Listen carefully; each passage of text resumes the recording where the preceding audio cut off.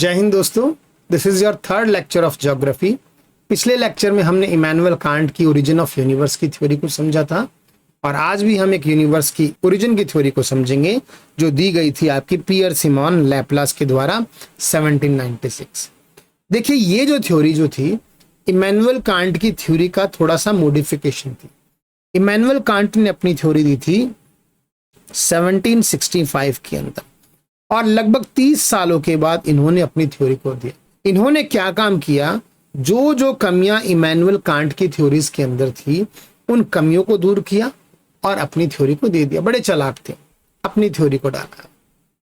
इसीलिए आज के इस लेक्चर में हम इमैनुअल कांट की थ्योरी और लैपलेस की थ्योरी के बीच में कंपैरिजन भी करेंगे। तो जिसने भी मेरा पिछला लेक्चर नहीं देखा है वो प्लीज एक बार पिछला लेक्चर देख लें ताकि आपको सारा समझ में आ जाए कि चल क्या रहा। तो आइए बिना किसी देरी के शुरू करते हैं आपकी लैपलेस की थ्योरी। लैपलेस क्या कहते हैं कि देयर वाज अ नेबुला, मगर वो जो नेबुला जो था वो एक हॉट नेबुला था। हॉट। दूसरा, वो स्टैटिक नेबुला नहीं था, वो जो था ये मूवमेंट में था। किस में था? ये एक रोटेशन कर रहा था, रोटेटिंग मूवमेंट कर रहा था। एक नेबुला था, हॉट था, जो कि अपने एक्सेस के ऊपर रोटेट कर रहा था, इमैनुअल कांट ने कहा। अब इससे फर्क क्या पड़ा, आइए इसको समझते हैं। इमैनुअल कांट कहते हैं there was a nebula which was a hot nebula and it was rotating on its axis. वो घूम रहा था नेबुला। इस नेबुला का टेम्परेचर जो था वो आपका हाई था। टेम्परेचर कैसा टेम्परेचर था? टेम्परेचर हाई था क्योंकि एक हॉट नेबुला था। मगर इसके जो बाहर का जो टेम्परेचर जो था वो काफी कोल्ड टेम्परेचर था। टेम्परेचर डिफरेंस हो गया। इससे क्या हुआ कि इस नेबुला की जो ये बाहरी लेयर है ना, ये कोल्ड टेम्परेचर के कांटेक्ट में आई और कोल्ड टेम्परेचर के कांटेक्ट में आने से ये ठंडी होने लगी। अब जब ठंडी हुई तो ठंडी होने के बाद इसने कॉन्ट्रैक्ट करना शुरू कर दिया, कंडेंस करना शुरू कर दिया, छोटा होना शुरू हो गया नेबुला। ऐसा कैसे हुआ, आइए समझते हैं। मान लीजिए ये एक एयर कॉलम है, ये एक एयर कॉलम है आपका ए, और इसमें पार्टिकल्स की जो पोजीशन है वो पार्टिकल्स की पोजीशन आपकी ये है। ये उस एयर कॉलम के आपके पार्टिकल्स हैं, ये पोजीशन है, और इसका जो टेम्परेचर है वो आपका 35 डिग्री सेल्सियस इसका टेम्परेचर है। मैंने क्या काम किया, मैंने इस एयर पार्सल के टेम्परेचर को डिक्रीज कर दिया। मैंने इस एयर पार्सल को ठंडा करना शुरू कर दिया। मैं इसको 20 डिग्री तक ले आया, ठंडा कर 20 डिग्री सेल्सियस तक इसका टेम्परेचर ले आया। अब टेम्परेचर कम होने से इसके पार्टिकल्स पर क्या फर्क पड़ा? इसके जो छोटे छोटे पार्टिकल्स दिख रहे हैं, इसके पार्टिकल्स एक दूसरे के क्लोज आने लग गए, नजदीक आने लग गए। इनके पार्टिकल्स की जो कंडीशन है वो कुछ इस तरह की बन गई। इसके जो पार्टिकल्स हैं वो एक दूसरे के नजदीक आना शुरू हो गए। तो जब भी एयर मास को हीट अप किया जाता है, गर्म किया जाता है, तो उसके पार्टिकल्स एक्सपांड करते हैं, और जब उसे कूल डाउन किया जाता है तो उसके पार्टिकल्स नजदीक आते हैं। तो ऐसा ही कुछ इस नेबुला में हुआ।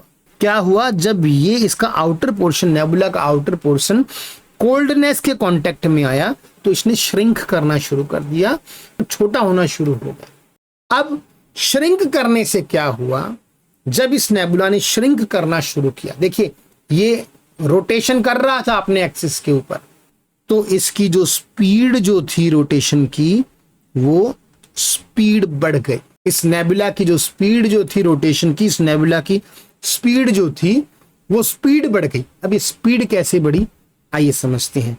उसके लिए हमें जानना पड़ेगा आपका law of conservation of angular momentum. Law of conservation of angular momentum. अब ये क्या है समझिए। आपने आइस स्केटिंग करते हुए देखा है प्लेयर्स को, टीवी में कहीं पर। जब एक प्लेयर्स आइस स्केटिंग करता है तो वो अपने हाथ यूं करके रखता है तो उसकी जो रोटेटिंग स्पीड जो है वो कम होती है, मगर जैसे ही वो अपने हाथों को फोल्ड करता है तो उसकी जो घूमने की स्पीड है, रोटेटिंग स्पीड जो अचानक बढ़ जाती है। कैसे हुआ ये? Law of conservation of angular momentum कहता है कि अगर आपका मास ज्यादा है तो आपकी रोटेटिंग स्पीड कम होगी, और अगर आपका मास कम हो गया तो आपकी रोटेटिंग स्पीड जो है वो बढ़ जाएगी।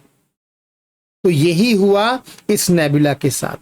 जब इस नेबुला ने कंडेंस करना शुरू किया, कॉन्ट्रैक्ट करना शुरू किया, छोटा होना शुरू हुआ जब ये नेबुला ठंडा होने के कारण, तो क्या हुआ, ये जो रोटेटिंग स्पीड जो थी, इसकी घूमने की स्पीड जो थी वो बढ़ गई काफी गुना। अब इसकी स्पीड बढ़ने से एक और काम हुआ। जब इसकी स्पीड बढ़ी, इसकी स्पीड इंक्रीज हुई, तो एक काम और हुआ, इस नेबुला के ऊपर एक और फोर्स लगा जिसको हम आपका सेंट्रीफ्यूगल फोर्स कहते हैं। कौन सा फोर्स लगा? Centrifugal force.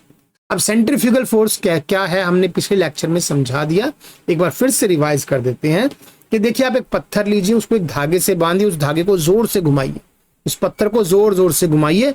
जितना स्पीडली आप उस पत्थर को घुमाएंगे उतना ही फोर्स उस धागे पर लगेगा, और एक पॉइंट ऐसा आएगा कि वो पत्थर धागे को तोड़कर अलग हो जाएगा। इसी तरह से ये पूरा का पूरा जो क्लाउड्स जो था इस सेंटर मास के चारों तरफ घूम रहा था।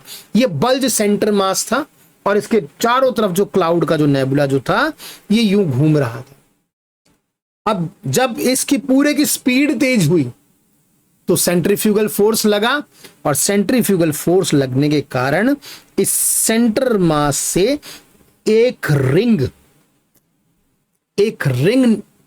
अलग निकल गई। जैसे हमने पिछले लेक्चर में पढ़ा था कि कांट ने कहा कि जब रोटेटरी मोशन ले रहा था तो अलग अलग एक एक कर 9 रिंग्स निकली, मगर लैपलेस कहते हैं कि 9 रिंग्स नहीं भाई, रिंग एक निकली थी। ये जो सेंटर मास है ये हमारा बना सन, और ये इस एक रिंग से अलग अलग हमारे 9 प्लैनेट्स बने। तो ये थ्योरी दी थी हमारे लैपलेस ने। अब आइए इस थ्योरी को हम इमैनुअल कांट की थ्योरी से कंपेयर करते हैं। आइए देखिए, कांट ने कहा कि देयर वाज अ नेबुला, और वो जो था एक स्टैटिक नेबुला था, उसमें मूवमेंट नहीं था। लैपलेस ने कहा कि एक नेबुला था और वो हॉट नेबुला था और वो रोटेटिंग मोशन ले रहा। कांट ने गलती कहां कर दी कि उसने कहा कि एक नेबुला था जो कि स्टैटिक था। अब अचानक उसमें क्या हुआ कि अचानक उसके पार्टिकल्स एक्टिव हो गए, एक दूसरे से टकराने लगे, हाँ, और उसने नेबुला ने रोटेटिंग मोशन ले लिया, रोटेशन में घूमने लगा, रोटेट करने लगा। ये क्वेश्चंस थे उसकी थ्योरी पे, ड्रॉबैक थे। लैपलेस ने उस ड्रॉबैक को ही हटा दिया। वो डायरेक्ट इस पॉइंट पर कूद पड़े कि एक नेबुला था जो हॉट था, हीट का चक्कर खत्म कर दिया कि हीट कहां से आई। वो हॉट था और वो अपने एक्सिस पर गोल गोल घूम रहा था। दूसरा, कांट ने कहा कि नेबुला जो था वो एक्सपैंड कर गया, पूरा का पूरा फैल गया चारों तरफ, मगर कंजर्वेशन ऑफ एंगुलर मोमेंटम के लॉ के अगेंस्ट। लैपलेस ने इस चीज को समझा और लैपलेस ने क्या काम किया, उसने थोड़ा चेंज कर दिया। लैपलेस ने कहा जब नेबुला कूल डाउन होना शुरू हुआ तो उसका रोटेशन तेज हो गया, श्रंक होता चला, मगर कमी लैपलेस की थ्योरी में भी थी कहीं ना कहीं। कांट ने कहा कि 9 रिंग्स निकली थी। कितनी रिंग? 9 रिंग्स निकली थी, जबकि लैपलेस ने कहा था एक रिंग निकली थी और उस एक रिंग से ही सारे के सारे प्लैनेट बने। लैपलेस ने यह नहीं बताया पहले नंबर पे कि वो नेबुला का सोर्स क्या था। कांट ने भी एक्सप्लेन नहीं किया था कि इस नेबुला का सोर्स क्या था, कि नेबुला आया कहां था और इसमें हीट कहां से आई। He did not explain। Rotatory motion कैसे कर रहा था, He did not explain। उसने उस डायरेक्ट कूद पड़ा कि एक नेबुला था, हॉट था, रोटेटिंग मोशन में था। दूसरा, ये कहता है कि सारे के सारे जो प्लैनेट्स हैं हमारे, ये एक ही रिंग से बने हैं। अगर एक ही रिंग से बने हैं तो भाई ऐसा क्यों है कि हमारे 6 प्लैनेट तो वेस्ट टू ईस्ट चक्कर काटते हैं हमारे सन के, और हमारा जो वीनस, यूरेनस, ये हमारे ईस्ट टू वेस्ट। अरे रिंग तो एक ही थी, रिंग तो एक ही थी, एक ही रिंग से बने हैं। वो रिंग जिस तरह मूव कर रही थी उस तरह प्लैनेट बनते। मगर ऐसा कैसे हो गया भाई कि 6 प्लैनेट तो एक तरफ मूव कर रहे हैं, यू सन के चारों चक्कर लगा रहे हो, आपके 2 प्लैनेट यूं मूव कर रहे हो। It was not possible like that. तो these are the lacuna of Laplace theory. मगर फिर भी they were accepted at that time, क्योंकि वो साइंटिफिक इन्वेंशन का ऐसा टाइम था जहां पर साइंटिफिक इन्वेंशन अपने स्टार्टिंग पोजीशन में थी, जब यूनिवर्स के बारे में लोग इतना नहीं जानते थे। आज के लेक्चर में सिर्फ इतना ही काफी है। कल के लेक्चर में हम अपनी जो सबसे ज्यादा एक्सेप्टेड थ्योरी है आपकी ओरिजिन ऑफ यूनिवर्स की, बिग बैंग की थ्योरी, कल के लेक्चर में हम वो पढ़ेंगे। Thank you and have a nice day. Do like and subscribe my channel.